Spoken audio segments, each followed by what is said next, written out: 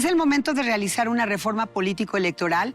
Los mexicanos dicen que sí. 9 de cada 10 ciudadanos encuestados por el Instituto Nacional Electoral apoyan recortar el dinero a los partidos políticos y disminuir el número de legisladores. Más del 50% apoya refundar el INE y el Tribunal Electoral, ejes de la iniciativa de reforma político-electoral enviada por el Ejecutivo a la Cámara de Diputados el 28 de abril pasado. El sentir ciudadano dista de los posicionamientos de las cúpulas partidistas. Acompáñanos a conversar con el diputado del Partido del Trabajo, Benjamín Robles Montoya, secretario de la Comisión de Reforma Política Electoral. En el análisis, Georgina Gagiola.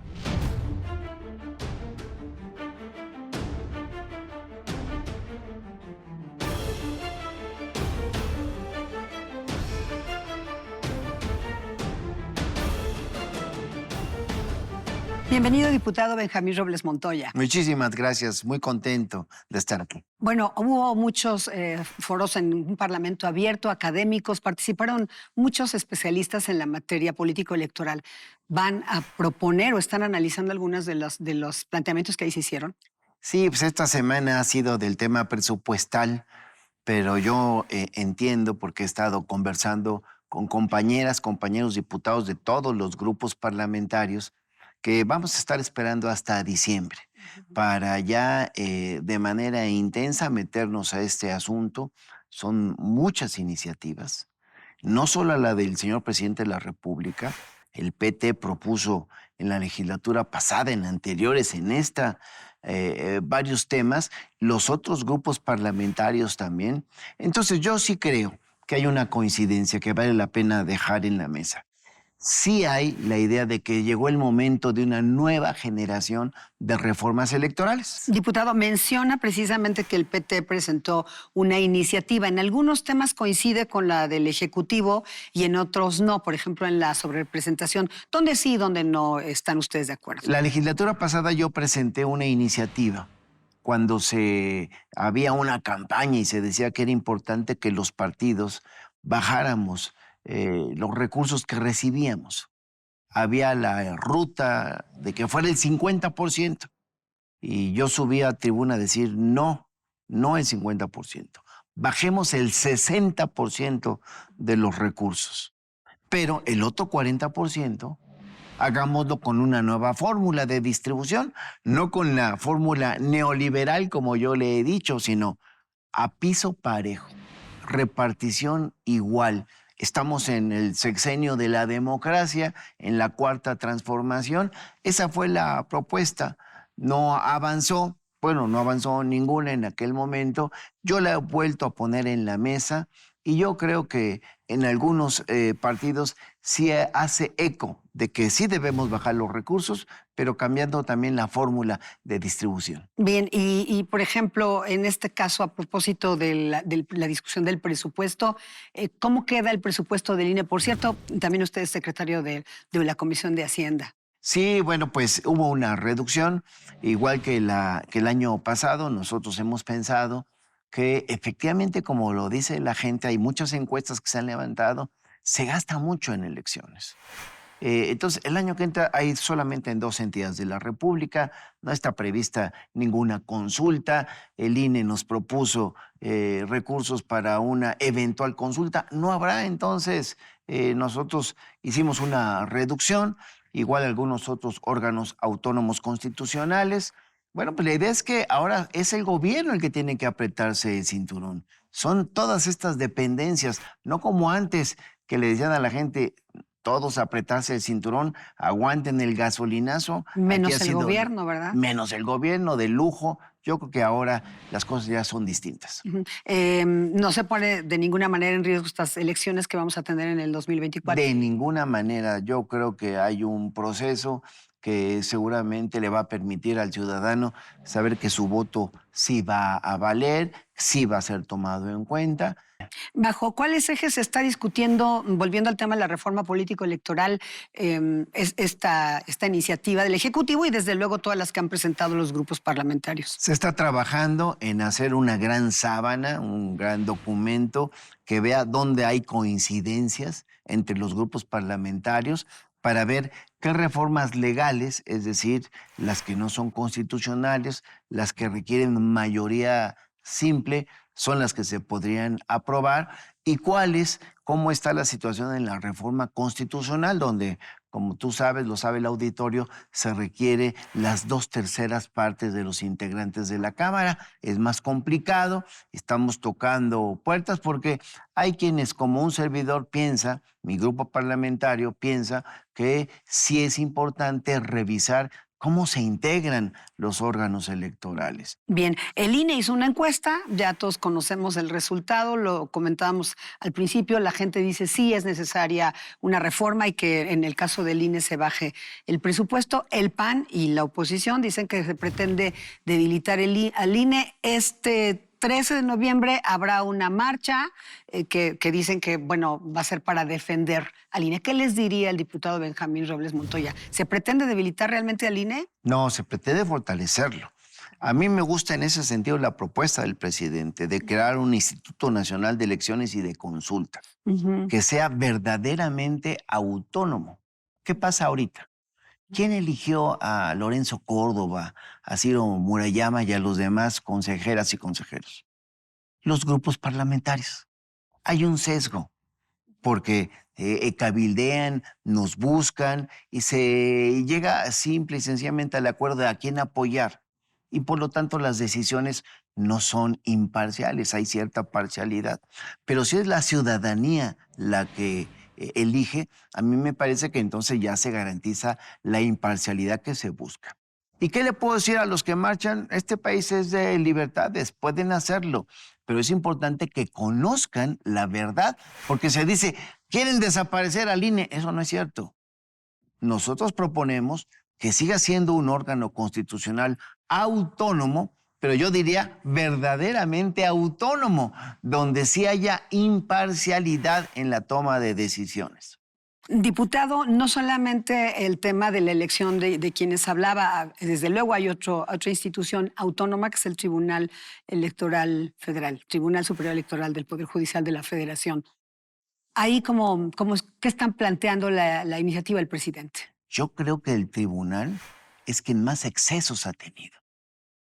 Es el único tribunal electoral que resuelve cosas no electorales. En el caso del Tribunal Electoral Federal es un poco el mismo planteamiento, elección de integrantes de magistrados, o sea, es más o menos lo que se está planteando para el INE, reducción en el presupuesto. 3 cosas importantes que haya que decir sobre el tribunal. Sí, la verdad es que yo quiero terminar de escuchar a los distintos grupos parlamentarios, pero nosotros pensamos que sí es importante su revisión. Son producto de una reforma anterior que inclusive ha hecho que hoy estén ganando más que el presidente de la República. Yo me pongo a pensar, ¿cuál es el cargo de más alta responsabilidad en este país? Pues la presidencia de México. Entonces se viola la ley cuando se exceden en esas condiciones. Y luego, como lo he dicho, toman decisiones que no están en su ámbito. Claro, y con prestaciones que, bueno, tremendas. Ya las quisiéramos, ¿verdad? Muchísimos, millones en este país. Por último, diputado, hablaba de acuerdos. ¿Está dispuesto la coalición Juntos Haremos Historia realmente estas negociaciones que están ustedes haciendo en las mesas, que están trabajando día con día? Sí, yo creo que vamos a lograr la reforma constitucional. Y esto implica que tendremos que ver cómo se suman diputadas y diputados de otros grupos parlamentarios. Finalmente lo que queremos es que haya más democracia, mayor certidumbre en estos temas. Bueno, y eso es hacer política, ¿no? Eso es lo que queremos hacer. El PT está en ese sentido. Diputado Benjamín Robles Montoya, muchas gracias por estar acá. Estela, muchas gracias. Y bueno, vamos a un recorrido por las redes sociales a ver qué nos dicen sobre este tema.